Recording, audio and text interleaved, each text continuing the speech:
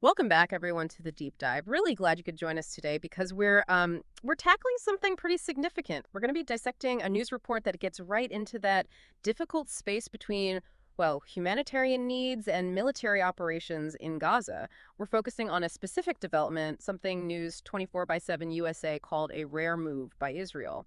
And it really forces us to ask, what does humanitarian aid actually look like? What does it mean when it's happening right in the middle of a conflict? So our mission for this deep dive is to pull out the key insights from that report.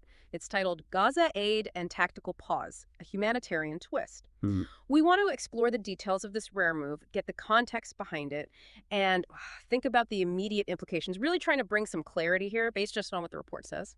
And that title itself, humanitarian twist, well, it's quite suggestive, isn't it? It hints right away that there might be more going on than just, straightforward aid. Yeah. Maybe a strategic angle to the humanitarian action. And tactical pause, that's another term we really need to unpack carefully. Yeah, what looks like a simple news item can often have many layers. That's what we'll get into. Okay, so let's dive in. What does News 24 by 7 USA actually highlight? The report kicks off by saying, desperation in Gaza has forced Israel to make a rare move. That's a pretty stark opening line. It is very direct, sets the scene immediately, exceptional action needed because of dire circumstances.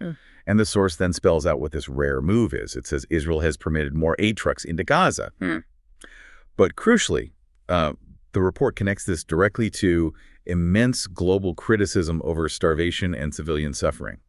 So it's indicating this wasn't necessarily, solely an internal decision, but driven by significant outside pressure. Right, pressure from international groups, governments, human rights organizations, that kind of thing. Exactly, all those external factors. It wasn't just about letting more trucks in, was it? The report mentioned something else happening at the same time. That's right, it builds on that. It doesn't just list the actions, it frames them together.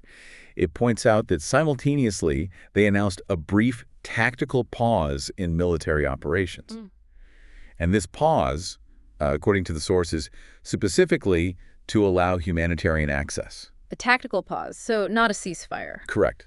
The source is careful there. It's highlighting that distinction. A tactical pause is often, limited, temporary, specific area, specific purpose in this case, aid delivery. It definitely doesn't signal an end to the fighting overall. Okay, and this is where the report brings in a really pointed comment, a challenging piece of insight.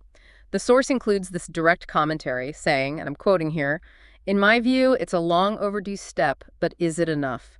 Until civilians stop suffering, tactical pauses aren't peace."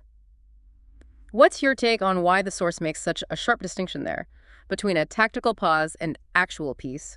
Well, it's hitting at a fundamental tension, isn't it? It's not just a turn of phrase. The source is really pushing us to think, does temporarily easing the suffering solve the underlying crisis?